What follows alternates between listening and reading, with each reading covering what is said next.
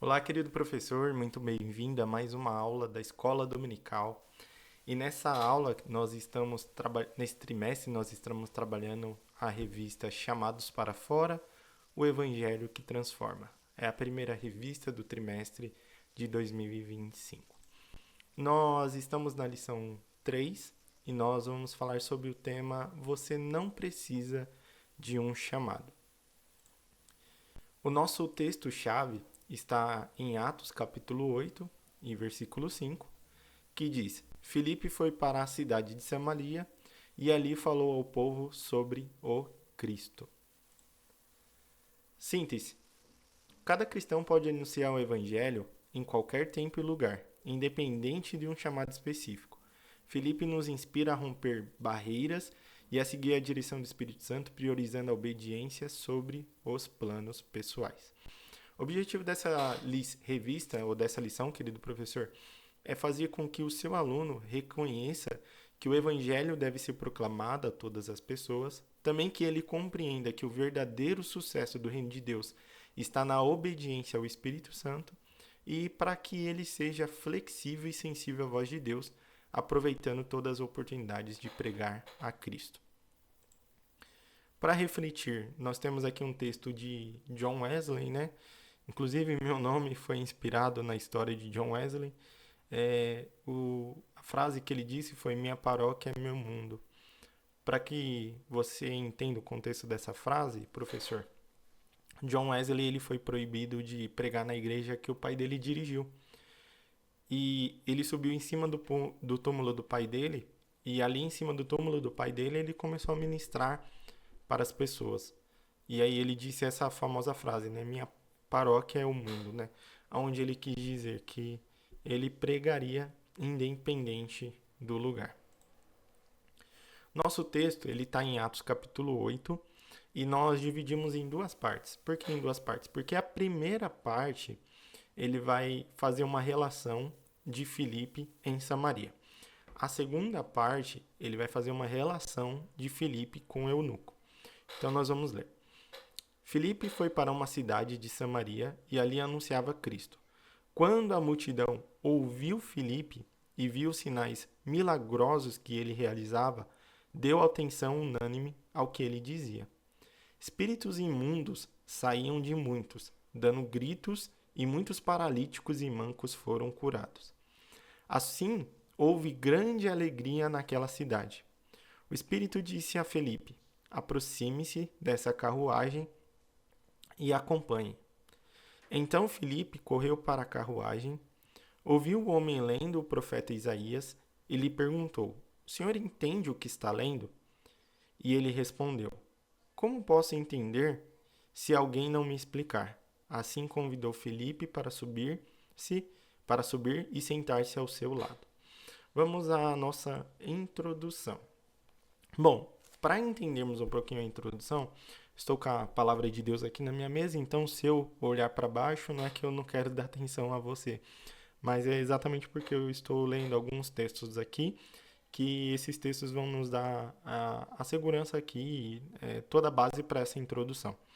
Bom, o primeiro texto que eu quero ler com você, professor, que esse texto justamente vai servir como uma base para que nós percorramos e nós consigamos chegar ali na história de Filipe, é Atos capítulo 1 e o verso 8. O texto diz assim, eu estou lendo na versão ARC, que é a Almeida Corrigida, né?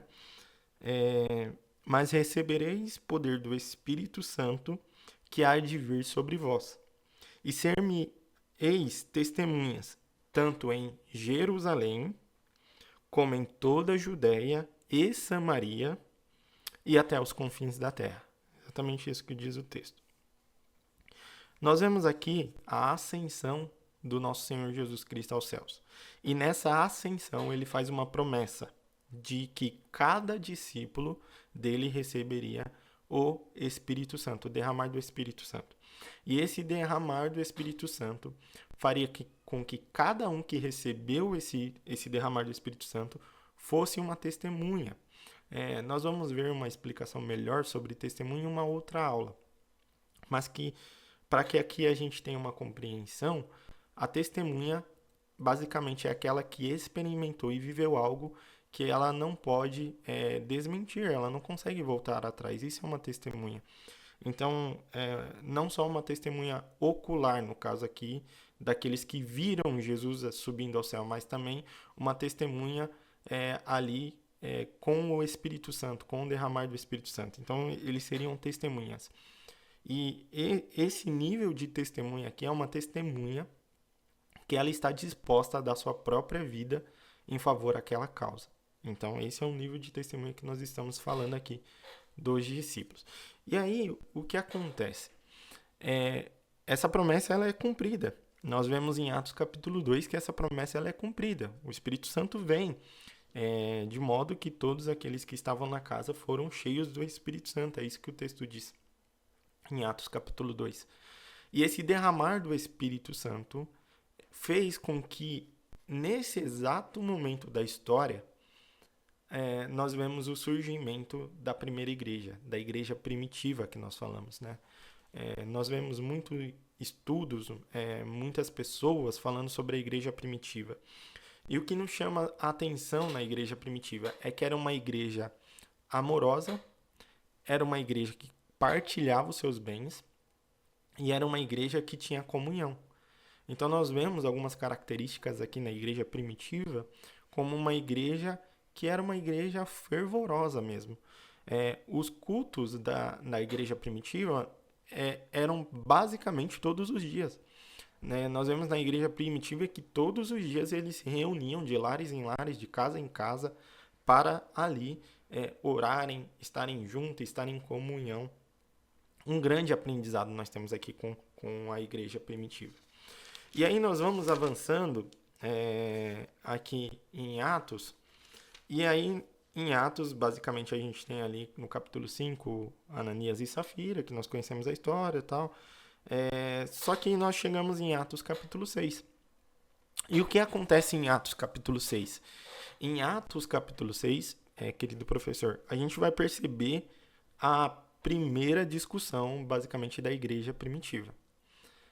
O primeiro problema que os apóstolos precisaram ali, não vou falar que é o primeiro, mas é o que envolveu ali uma certa assembleia, o que precisou reunir os apóstolos para decidirem, tomarem decisão ali em relação ao que fazer. O que estava acontecendo aqui para que você consiga direcionar, professor? As viúvas helenitas, nós temos duas divisões aqui, os helenitas e os judeus, que a gente fala, os judeus nativos ali, os judeus, porque ambos são judeus, mas nós temos os judeus helenitas. O que são os judeus helenitas? São aqueles que aceitaram a cultura grega, são aqueles que adotaram a cultura grega. E a cultura grega era tão forte na época que não só os judeus, mas como também os romanos, né? Roma pode ter dominado a Grécia em poder, mas a Grécia dominou Roma em cultura. E aí nós vemos que esses judeus, eles aceitaram essa cultura helenista. Tanto que algumas judias, elas casavam-se com gregos e aí tinham filhos, né? Que eram chamados de judeus também helenistas, né? Que é essa mistura, né, do judeu com o grego.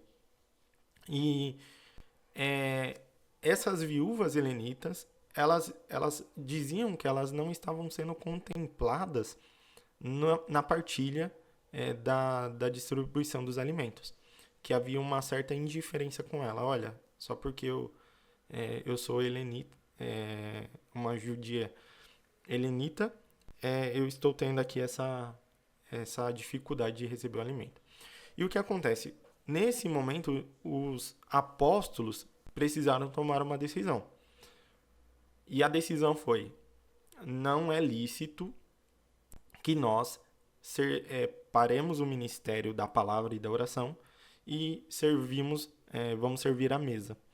É necessário que nós levantemos homens cheios do Espírito Santo, e aqui ele dá a característica, né? Eu vou até ler para vocês, e aí a gente vai para Atos capítulo 1, tá? Ele dá a característica do que eles precisavam. Atos capítulo 6, verso 1. Ora, naqueles dias, crescendo o número dos discípulos, houve uma murmuração dos gregos contra os hebreus, porque as suas viúvas eram desprezadas no ministério cotidiano. E os 12, convocando a multidão dos discípulos, disseram: não é razoável que nós deixemos a palavra de Deus e servamos a mesa. Escolhei, pois, irmãos, dentre vós 7 homens de boa reputação, cheios do Espírito Santo e de sabedoria, aos quais constituamos sobre esta necessidade. Então, nesse exato momento, a resposta dos apóstolos para resolver esse problema aqui foi convocar uma assembleia, escolher 7 homens de boa reputação, cheios do Espírito Santo e de sabedoria, para que esses homens pudessem servir a mesa. E dentre esses homens está Felipe. E aí, seguindo um pouco na história, para a gente poder já entrar no tópico 1 da lição, desculpe até a introdução ser um pouco maior, querido professor, mas isso é importante para que a gente entenda. Quando nós vamos para Atos capítulo 7, Atos capítulo 7 vai ter o discurso de Estevão. Estevão foi um dos 7 ali que participou que estava na seleção. E Estevão, cheio do Espírito Santo, ele fez um do discurso, que é o discurso praticamente mais bonito assim de se ler do Novo Testamento, porque esse discurso ele vem defendendo Cristo desde o Antigo Testamento, mostrando que realmente ele é o Messias, né? Ele é o Filho de Deus. E nós sabemos que no final do capítulo 7, Estevão morre depois do seu discurso, porque o texto vai dizer que aqueles homens, eles rangiam os dentes, né? Eles estavam tão furiosos com Estevão, com seu discurso, que eles rangiam o dente. Estevão foi apedrejado, Estevão morreu, viu os céus abertos, as suas vestes caíram ali sobre os pés de Saulo, né? Que até então não havia se convertido. E aí termina e nós iniciamos o capítulo 8. E o capítulo 8 fala o seguinte, e aí nós vamos entrar aqui já no nosso primeiro tópico. O capítulo 8 vai dizer que e também Saulo, consentindo na morte dele, ou seja, na morte de quem? De Estevão, e fez naquele dia uma grande perseguição contra a igreja que estava em Jerusalém. Então, por isso que eu fiz a leitura de Atos 1:8, porque Atos 1:8 vai dizer o quê? Que a igreja recebereis o poder do Espírito Santo que é de vir sobre vós e serei minha testemunha. Onde? Em Jerusalém. Só que em Jerusalém eles já estavam. Em Atos capítulo 8, eles já estavam em Jerusalém e eles já tinham recebido o Espírito Santo, porque o Espírito Santo foi derramado em Atos capítulo 2. Então, sereis minha testemunha. Aí aqui o texto vai dizer assim, e estavam em Jerusalém, e todos foram dispersos para onde? Judeia e Samaria. Então eles foram dispersos para onde? Judeia e Samaria.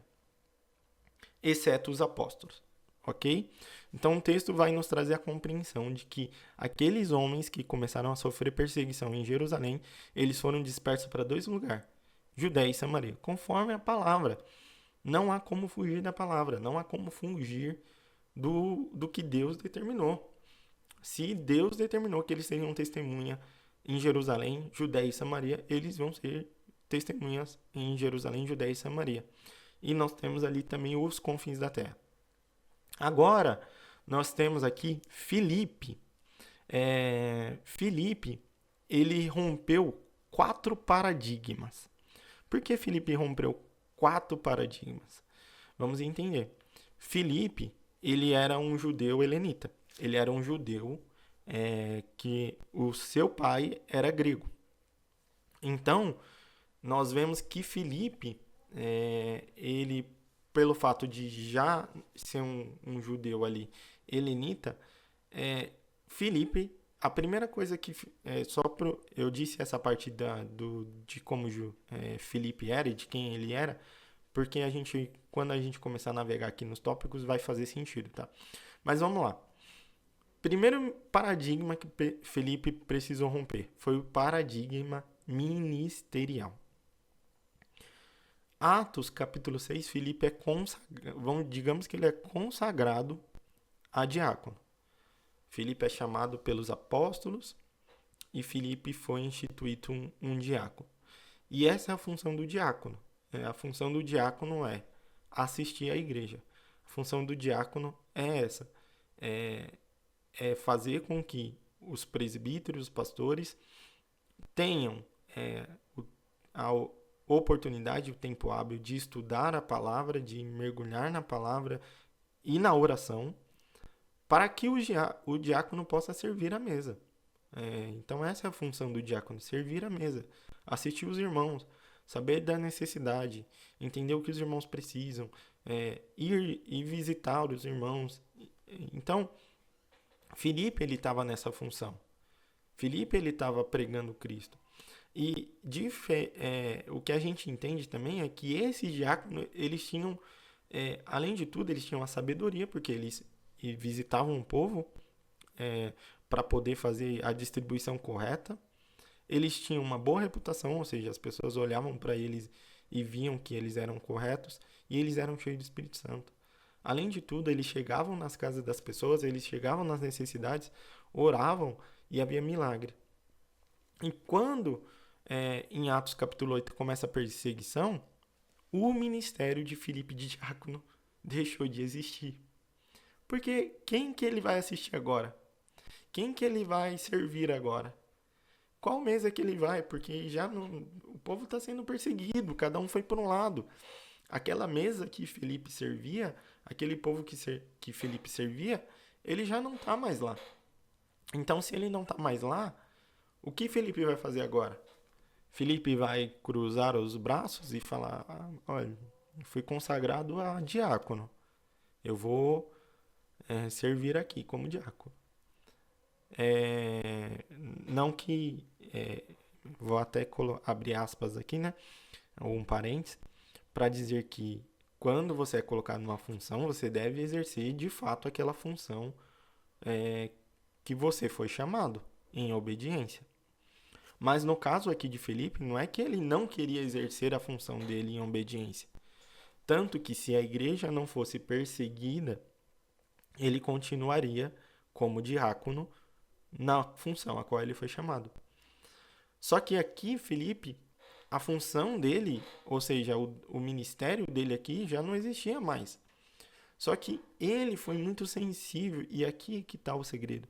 Ele venceu com um paradigma ministerial, no sentido de que ele foi sensível à voz do Espírito Santo, a ponto de entender que Deus estava chamando ele para continuar a pregar o Evangelho.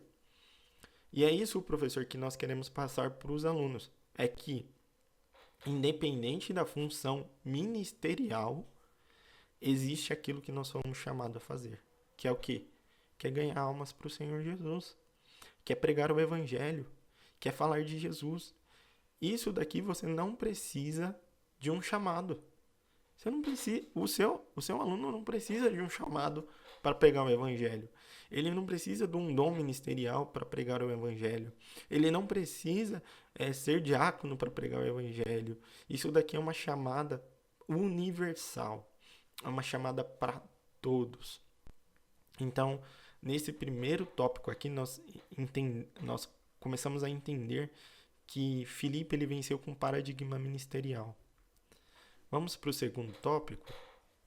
O segundo tópico agora, essa imagem eu coloquei ela até no sentido de uma representação, para que a gente compreenda aqui essa mensagem. O segundo paradigma que Filipe precisou vencer é o paradigma racial.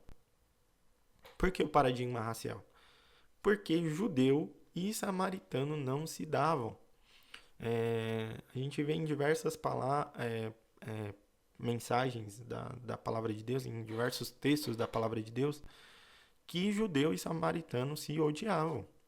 Eles literalmente se odiavam. Eles não queriam ter comunhão um com o outro. Eles procuravam passar longe. Um texto que faz referência a isso é a mulher samaritana que Jesus encontrou lá no poço, indo buscar água. A gente vai perceber que ela foi num horário específico, meio-dia, buscar água. Um horário de sol, né? Que ninguém queria. E quando Jesus vai falar com ela, a primeira coisa que ela na defensiva fala para Jesus é: como pode você, sendo judeu, falar comigo que sou samaritana? Por quê? Porque há essa dificuldade. E quando começou essa dificuldade, eu deixei alguns textos, eu não quero prolongar muito, mas eu deixei alguns textos na lição que explica. Mas, para a gente entender, essa briga ela é antiga, ela inicia-se no Antigo Testamento, onde os judeus aqui, que são samaritanos, eles começaram a ter uma certa mistura do politeísmo. Eles começaram a ter uma mistura de cultura, de outros deuses, incrementar falsas crenças, o miticismo, o sincretismo, enfim, tudo isso foi colocado. E esses judeus, com esse resultado de mistura, resultou no que nós conhecemos como o judeu samaritano, tá? Então, esse judeu samaritano, eles eram uma mistura. Então, para o judeu, eles olhavam para isso como algo desprezível. Então, tinha muito essa confusão. E por que eu falei da imagem? Né? Eu coloquei essa imagem aqui com vários tipos de semente para justamente exemplificar o que aconteceu com os samaritanos. Eles começaram a adotar tanta mistura, que eles viraram um povo místico, um povo sincrético, né? Para exemplificar isso. Agora vamos para Filipe. Filipe, ele foi o primeiro, basicamente, o primeiro a vencer o paradigma racial. Olha que interessante isso, né? O primeiro foi Pedro? Não. O primeiro foi o apóstolo Paulo? Não, porque Paulo aqui ainda não tinha se convertido. O primeiro foi outro apóstolo? Não. O primeiro que nós vemos na Bíblia vencendo o paradigma racial é chamado Filipe. E quando eu disse nos tópicos anteriores que Filipe era um judeu helenita, justamente pelo fato do seu pai ser grego, isso facilitou para Filipe, porque o fato dele já vir ali de uma mistura, de uma cultura, fez com que ele olhasse para os outros povos de modo que Deus os alcançasse. E coisa boa professor, quando a gente olha para os outros povos, olha para as outras pessoas, com a intenção de que Deus as alcance. Olhar para outra cultura, olhar para outras nações, de modo que Deus a alcance. E esse paradigma nós precisamos vencer, que é o paradigma, aqui está paradigma racial, mas nós temos outros paradigmas que nós precisamos vencer. Paradigmas culturais, paradigmas religiosos, paradigmas sociais, né? Nós precisamos, querido professor, passar essa mensagem para o nosso aluno de modo que ele venha fechar os olhos para todos os paradigmas e olhar para Jesus e falar: Senhor Jesus, quem o Senhor quer alcançar? Que povo o Senhor quer alcançar? Quem o Senhor quer visitar? Né? É importante ter esse olhar. Vamos avançar para o tópico 3. O tópico 3 vamos lá. Lembra que nós lemos o texto, o nosso texto de abertura, e eu disse que havia uma divisão da primeira parte, ou seja, quando Filipe chega em Samaria, e da segunda parte, que é quando Filipe é transladado até o eunuco, né? Quando o Espírito Santo tira Filipe de Samaria e leva para a beira da estrada onde o eunuco estava. E o paradigma que Filipe vence é o paradigma da ambição. Por que o paradigma da ambição? Quando nós lemos Atos capítulo 8, ali no início, nós vamos perceber que quando Filipe chega em Samaria e ele começa a pregar, a gente percebe alguns detalhes aqui no texto que começa a acontecer. Que detalhes são esses, John? Primeiro, começa a acontecer milagre. Quando ele está pregando, milagres começam a acontecer. Segundo, quando ele está pregando, começa a acontecer libertação. Que tipo de libertação? Os demônios saíam aos berros, gritando, esperneando. E terceiro aqui, o que acontece é o povo aceitando a Cristo, aceitando a Jesus, né? Que esse é o grande sucesso aqui do evangelista Filipe, né? Que esse evangelista, ele começa a anunciar Jesus e aquele alvoroço começa a acontecer na cidade. E por que o tópico 3 é os paradigmas da ambição? Porque exatamente nessa parte é que muitos podem se perder. É exatamente aqui que missionários, que pastores, que diáconos, que evangelistas, enfim, independente da função eclesiástica, mas é exatamente aqui que muitos podem se perder. Porque quando você recebe uma chamada de Deus e você começa a exercer aquela chamada e você vê as coisas, começa a perceber que as coisas estão acontecendo, que Deus está salvando, que os milagres estão acontecendo, que muita coisa está acontecendo à sua volta, a libertação, ao mover do Espírito Santo, você pode talvez pensar assim, olha, tá dando certo aqui, hein? Tá dando resultado. Quer saber de uma coisa? Eu acho que Deus me chamou para ficar aqui em Samaria. Eu acho que minha passagem aqui por Samaria, ela não é uma passagem só breve, não. É uma passagem para ficar. Eu vou montar, talvez Felipe pensasse, talvez Felipe poderia pensar, né? Vou montar uma igreja aqui, né, em Samaria. Não preciso dos apóstolos, não preciso de ninguém porque tá tudo dando certo, né? Vou montar uma igreja aqui e vou continuar aqui. Esse é o paradigma que Felipe venceu, o paradigma da ambição. O paradigma da ambição. Porque ele entendeu que a chamada dele foi para que ele pregasse a Jesus, que aquele povo se convertesse. Mas nós vamos ler aqui, ó, Atos 8,14. Lê comigo, querido professor. Atos 8,14, ele vai dizer o seguinte: os apóstolos, pois, que estavam em Jerusalém, ouvindo que Samaria recebera a palavra de Deus, enviaram para lá Pedro e João. Filipe, ele aceita com humildade que Pedro e João continuassem ali para discipular, para ensinar, para orar, para ensinar a palavra de Deus ao povo samaritano. E quando Felipe aceita isso, ele está automaticamente dizendo ao Senhor: Senhor, eis-me aqui. Eu entendo que a obra aqui que o Senhor me mandou a fazer tem acabado. Aonde o Senhor quer me levar? Aonde o Senhor quer que eu vá? Por onde quer que o Senhor quer que eu caminhe? E nesse caso aqui, ele aceita com humildade que Deus o leve para onde ele quer.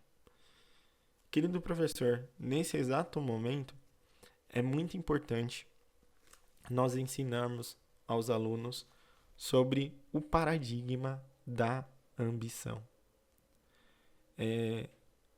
Talvez o mundo que nós estamos vivendo, ou o tempo que nós estamos vivendo, muitas pessoas estão procurando por cargos, por funções eclesiásticas, por posição, por, sei lá, talvez outra coisa. Mas, acima de tudo, querido professor, nós precisamos ensinar os nossos alunos que é necessário ouvir a voz de Deus, que é necessário ouvir a voz do Espírito Santo, que um planta, outro rega e outro faz crescer.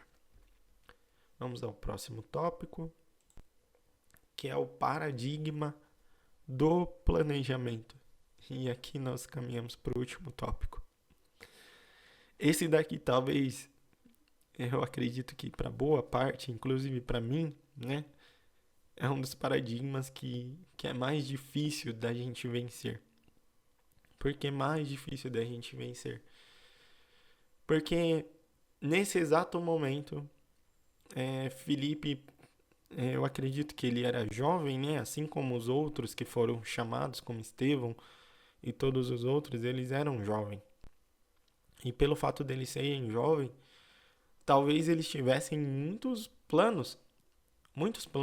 E aqui, é, claro que nós não conseguimos afirmar com toda a certeza, com plena certeza, isso, né? Porém, é, pelo menos nós conseguimos afirmar isso para nós, né? Como eu, John, eu tenho planos. Você, querido professor, você tem planos. O seu aluno que está ouvindo, ele tem plano. E o que eu quero deixar claro aqui, que não é pecado e não é errado se planejar. Muito pelo contrário, quanto mais você puder fazer planos, quanto mais você puder se planejar, inclusive esse é um dos pontos, uma das aulas que nós vamos abordar, que é sobre Neemias, que Neemias ele tinha um plano, ele tinha um planejamento.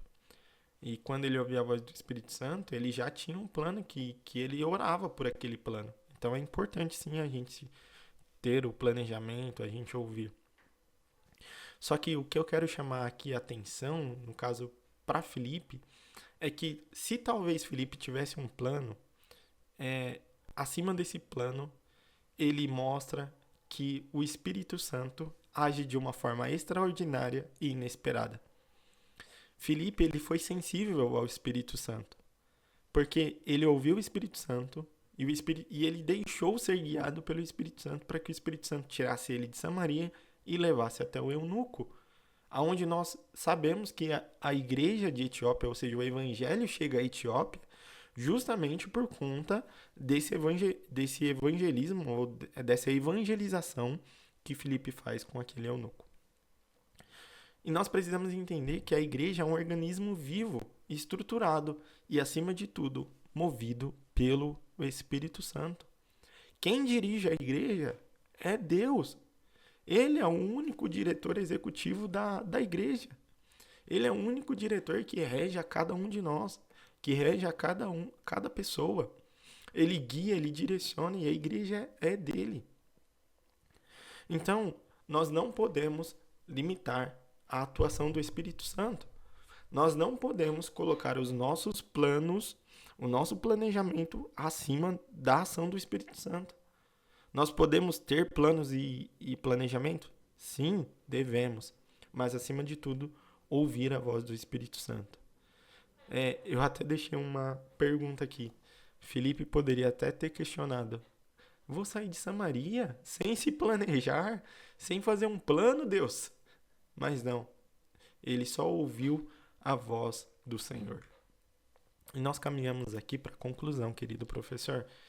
Porque o objetivo aqui foi mostrar que Filipe, ele foi sensível à voz do Espírito Santo, e ele teve que vencer todos esses paradigmas que nós percebemos. Se você for perceber, para muitas outras pessoas, esses paradigmas eram paradigmas difíceis de se vencer. Eu vou dar o exemplo de Pedro. Para Pedro, foi difícil vencer o paradigma racial. Tanto que Pedro ele foi corrigido pelo apóstolo Paulo falando: Pedro, você precisa parar com essa falsidade aí. Porque quando os judeus não estavam aí, você comia com os gentios, você andava com os gentios, você falava com os gentios. Foi só alguns chegar que você parou. Você agora tá indo para o outro lado.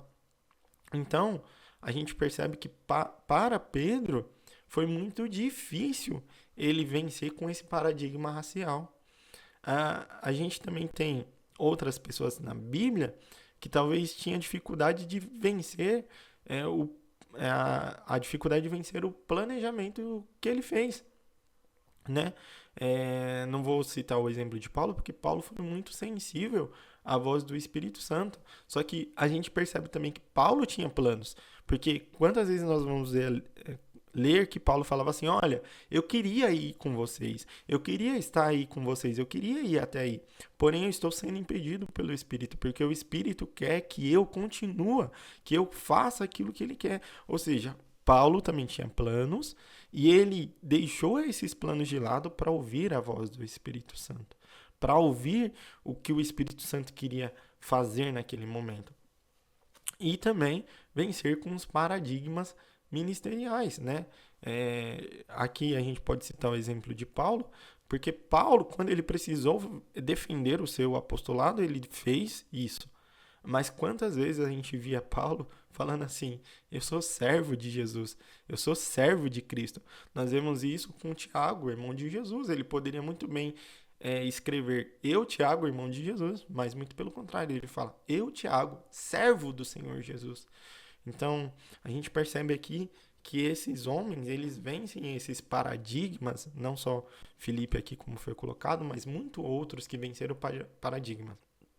E nós concluímos da seguinte forma: Filipe nos ensina a aproveitar cada oportunidade que Deus coloca em nosso caminho, anunciando Cristo em todo tempo e lugar.